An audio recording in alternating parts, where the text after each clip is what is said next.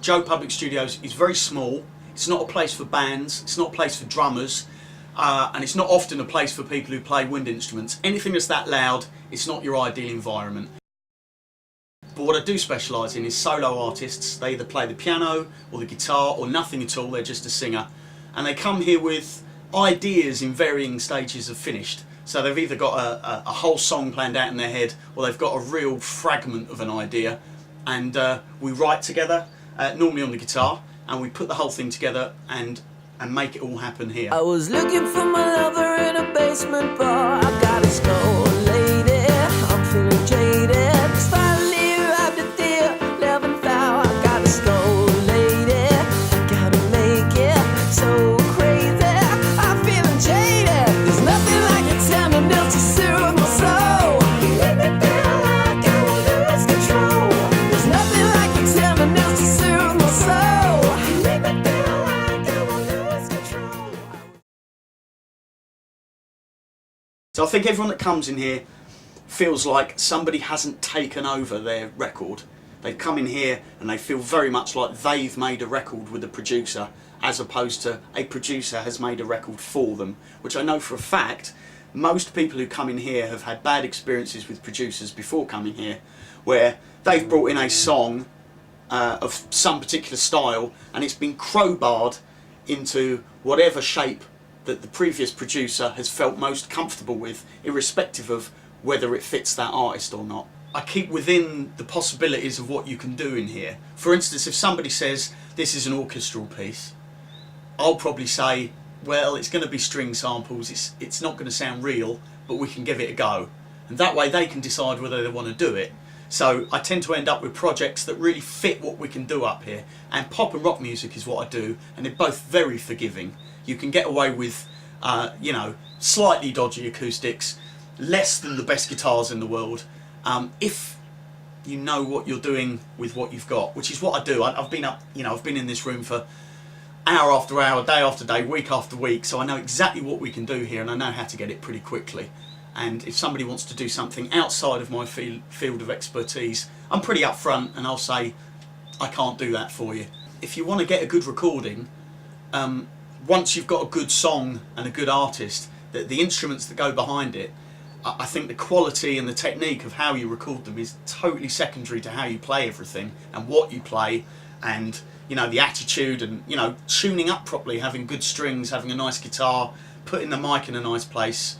They're all very, very simple things, but if you play the guitar great, I think it transcends all of that, and you can get away with a lousy recording. But you know, a good example is the Paolo Nutini album, which I would have loved to do.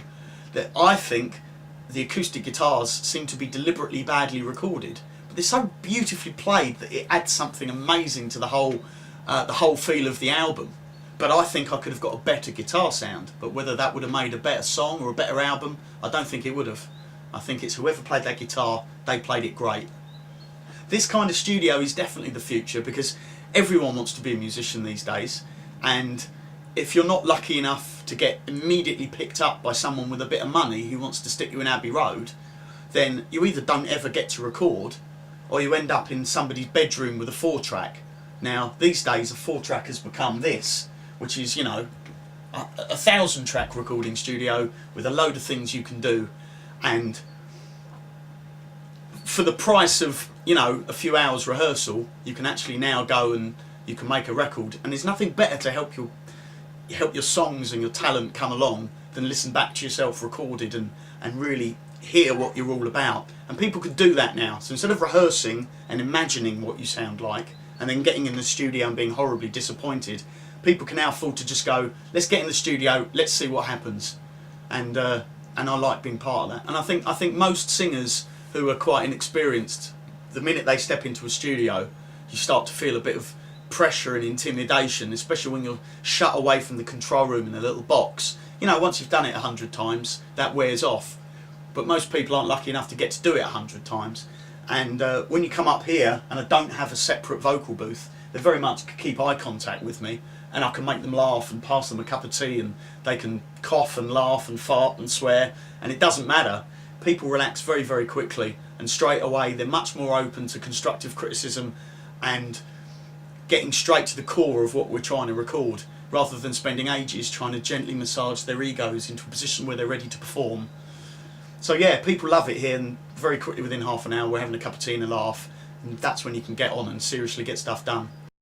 A big part of my business here at Joe Public is doing what I call industry standard demos. So somebody comes in, they want to make it, they want to get signed, they're not currently with a manager or anyone who's got budget to throw in, so they come here with the express purpose of wanting to make a demo that is maybe, you know, less than a couple of £100, maybe 1 or 2 tracks that they can then hock round to the record companies and not be embarrassed to play, not have to go, oh, don't listen to that bit, oh, turn up the bass, oh, which is a horrible thing to have to do, and it looks really bad for a record company. You should just shut up and play it.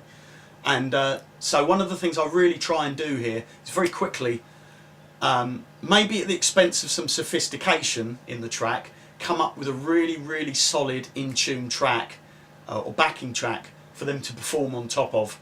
And so almost their vocal becomes slightly less under scrutiny because the whole thing hangs together much better. And people come out of here after only one day and a half-written song with a really fantastically written and arranged song. You know, intros, verse, bridge, chorus, middle eight, outro, everything that a proper pop song needs. Comes in under 3.5 minutes, sounds great, you know, mastered right to the top, perfect industry fodder, and I can do that in a day as long as they're up to the job, you know, as long as the artist has actually got something to say. And so that's what I do a lot of, which can be frustrating because I like to spend more than a day on a track, because I don't think you can get, unless you're recording a real band who've rehearsed it 1,000 times, I don't think you can write, arrange and record a song fully in a day. I certainly can't, but I can get an industry quality demo done in a day. Give me 2 days and you can release it. I kind of like where I am, but I just want the projects to be bigger and I want to hear it on the radio more.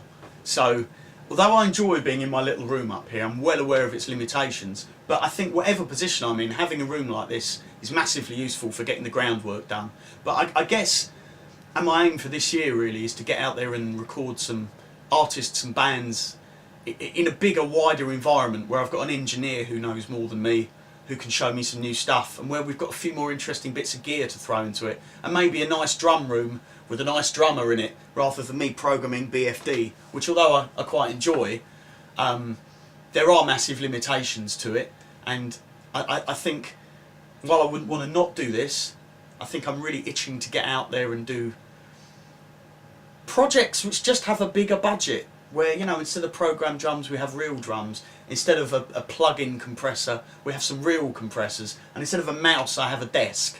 That might sound really selfish, it sounds like I just want to make it so I can get some more expensive gear in my hands, which I guess is true, but I think what creates that budget is having just an artist who's that much better, that they've been signed, and capturing someone who's that much better and that much more demanding is what I really need to keep me going. Every time I get an artist in here who I'm a bit nervous about, who I think, wow, they're really good, I've really got to work to match up or exceed what they're after, I always come away from it thinking, yeah, I did it, that was great, I feel myself step up a bit, and I really want to step up bigger this time, take myself out of the comfort zone of here and get somewhere where I can really think producer, and, you know, if I really don't know how to do something, there is someone there to back me up, and I don't have to worry about the singer or the song being any good, because they just are good. And that I think that would be quite liberating.